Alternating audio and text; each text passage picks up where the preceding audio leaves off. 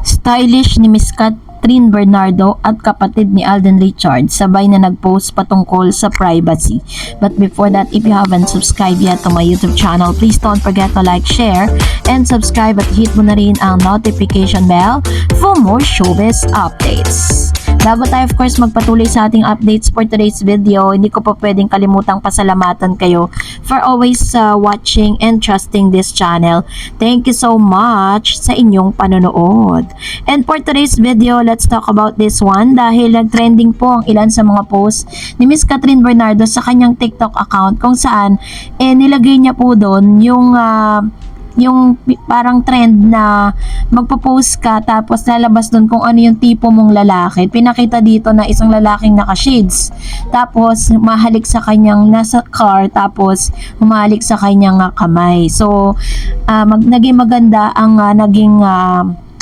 naging reaksyon ni Miss Catherine Bernardo dito sa video na ito, pero marami po mga nag-react at medyo wala po ako nakita mga comments dun sa comment section kasi parang nilimitahan ni Miss Catherine Bernardo yung mga magko-komento doon po sa nasabing post. And of course, hanggang sa ngayon ay nagkakagulo pa rin. At ang dami pa rin talagang mga bitter sa Twitter at sa lahat ng social media platform.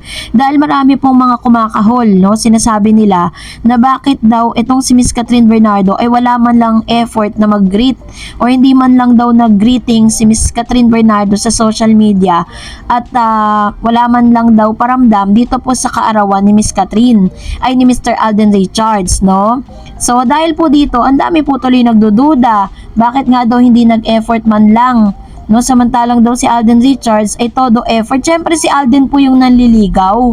Siya po yung parang kinukuha niya yung kalooban ni Miss Catherine. Hala nga naman si Catherine ang gumawa nun para sa kanya.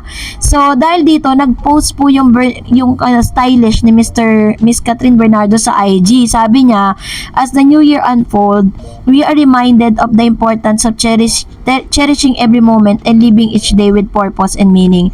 It's also the perfect time to reflect on the value of respecting one another's boundaries, particularly when it comes to privacy. For Catherine, her personal life is something she shares only with the people closest to her heart, her family, her best friend, and her most trusted confidants. So, ito po sa post na ito ng Bernardo Cat Style, ini-emphasize niya po dito yung salitang privacy. Kasi parang, yun nga, mas parang pinuputakti kasi ng mga bashers itong si Miss Catherine Bernardo dahil tila baga wala man lang daw di umanong paramdam kay Alden Richards through social media. So dito po pinaliwanag po ng stylish ni Miss Cat. And of course, sabi niya pa, for Catherine, her personal life is something she shares only with the people closest to her heart, her family, her best friend, and her most trusted confidants. Beyond that circle, no one else truly knows the details of her private world, and that's exactly how it should be. What she chooses to share publicly is a gift, not a right. It's important that we all honor and respect those boundaries. So sinasabi nito na parang regalo po ni Miss Catherine Bernardo na buksan niya yung kanyang mga pribadong buhay sa publiko. Pero hindi po natin karapatan na parang hindi irespeto yung privacy na gusto niya. Although sasabihin po ng ilan, syempre mga public figures sila, they are all famous, 'di ba? And kilala sila sa Pilipinas, maging sa ibang bansa. So, baga parang sinasabi ng iba na granted na pakikialaman talaga ng mga tao yung buhay nila. Yes, nandun na po tayo sa punto that they're really a public figure, pero may mga bagay kasi sila na gusto nilang i-secret at i-privacy na gustong pasukin ng ilan. Sabi niya pa, let's continue to support her with love, kindness, and understanding, ensuring that we contribute to an environment where she feels safe and valued. Here's to a new filled with respect, compassion, and meaningful moments for everyone. Happy New Year. So ganito binasag ng stylish ni Miss Catherine Bernardo ang kanilang katahimikan patungkol nga sa mga aligasyon na kumakalat ngayon sa social media na parang binabash nga ng todo si Miss Catherine for not being evident kung gaano niya sinusuportan si Alden Richards. Kaya naman sabi ng isang admin sa Facebook, halaka Aling Manal, isang paalala ito sa tunay na fan ni Kat na walang ibang nakakaalam sa private life niya kundi closest to her heart lang. Hindi ikaw na taga Riyadh. Ewan ko na lang talaga kung hirap ka pang intindihin yan. Kasi may mga tao, katulad po ng isang bashers po, no, na parang pinapakalat niya doon na si Miss Catherine Bernardo daw ay nasa kandungan ni Daniel Padilla. Kaya daw parang hindi nakikita na kasama si Mr. Alden. Kasabay nito ay nag-post din sa kanyang IG story ang kapatid ni Mr. Alden Richards habang sila ay nasa bakasyon ay pinost sa kanyang IG na be very private, let them assume. Ano kaya ibig sabihin ng mga cryptic post na ito ng malapit sa puso ni Mr. Alden Richards? So at least, diba, ito po yung ilan sa mga paalala sa mga nagdududa, no? At hindi ko po kayo pwedeng i-force or hindi ko kayo masisisi kung bakit dumarating sa punto na nagdududa kayo doon po sa samahan ni Catherine at Alden dahil wala nga tayong nakikitang any resibo na nanggagaling sa kanila. Pero if you're really a genuine and sincere fan and solid supporters of Kat din, hindi ka magpapadala sa mga sinasabi ng ilan sa mga wala namang kinalaman at ambag sa buhay ng Kat din. So dahil dyan, magbasa tayo ng mga komento nang galing po mismo sa inyo.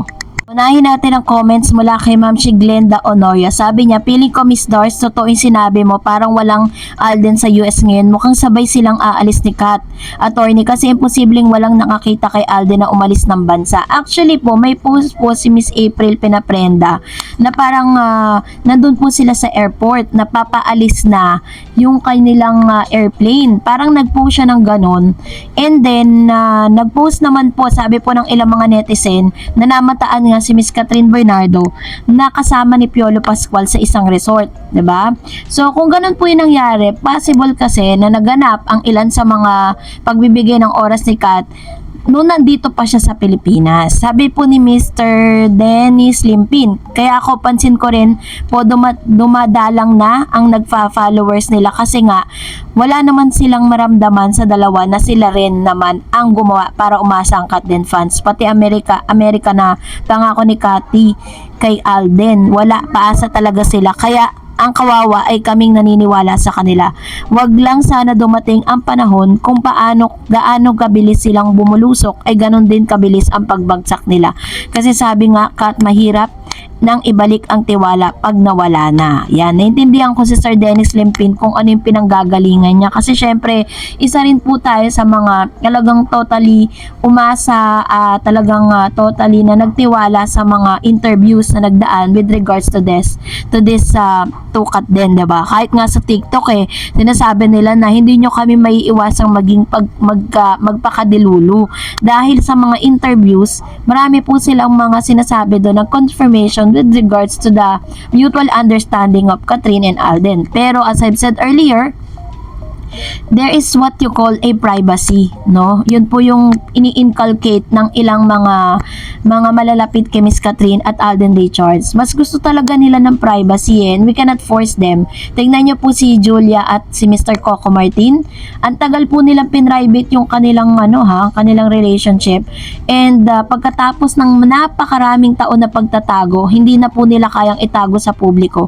Lumalabas na po yung totoo na sobrang tagal na po ng relationship nila. And mas gusto ko po yung ganon, mas bet ko yun na magtaguan na lang tayo and then sa isang pagkakataon or isang iglap mababalitaan na lang natin na talagang ang tagal na pala ng relationship nila. Sabi ni Miss Ruth Tanyag, hello Miss Star Eds, Happy New Year and to your family at sa parami mong followers and subscribers. Thank you very for your continuous updates to Kat din and for fact checking to all negative comments against them. Miss Dars, nabasa ko lang sa isang post ng admin ng Kat din na nag-private plane si Alden papuntang US dahil wala man lang nakakita dito na umalis. Hinala nila na kasama nga niya si Kat, na which is tama naman dahil napakaraming nag-aabang talaga sa kanilang dalawa. Kung ganun din naman po yung nangyari, possible din po yan kasi kaya naman talaga ni Alden Richards na mag-rent ng isang private plane. Kung nang birthday nga ni Miss Catherine Bernardo, nagawa niya yun. Kay Maine Mendoza po nagawa niya yun, nag-private plane siya para po pumunta kung saan naroroon si Maine that time. And secondly, ginawa niya rin kay Miss Catherine Bernardo. So, yung mga ganito pong usapin is possible. Pero ayoko po na paasahin kayo dito kasi wala naman tayo nakitang mga any receipt. Diba? Sabi niya pa, nag-aabang talaga sa kanilang dalawa kung talagang magkasama sila. Naniniwala ako at pinangahawakan ko yung mga sinasabi nila sa interview nila. Let's wait na lang natin sila. Pero, sa ibang vlog ni Nanay Christy Showbiz Nauna na may pinahiwatig na siya at aabangan daw ang malaking pasabog ng Katden tungkol sa kanilang dalawa. Knowing Christopher Min, malapit siya kay Alden. Basta ako, naniniwala na sila na talaga. Thank you very much, Mr. Eds. Nawa ipagpatuloy mo ang walang sawa mong pag-updates. Thank you, Ma'am Shiru Tanyag, for still holding on and for having a faith for Catherine and Alden. Sabi ni Miss Conchita, thanks, Ma'am Dareds. True, kahit lahat, kasi lahat ng updates nyo. Thank you, Ma'am Shi Conchita, for your trust. And sabi ni Miss Mariel Chueca, God bless. Always, Miss Tareds. Thanks always for updates about God then.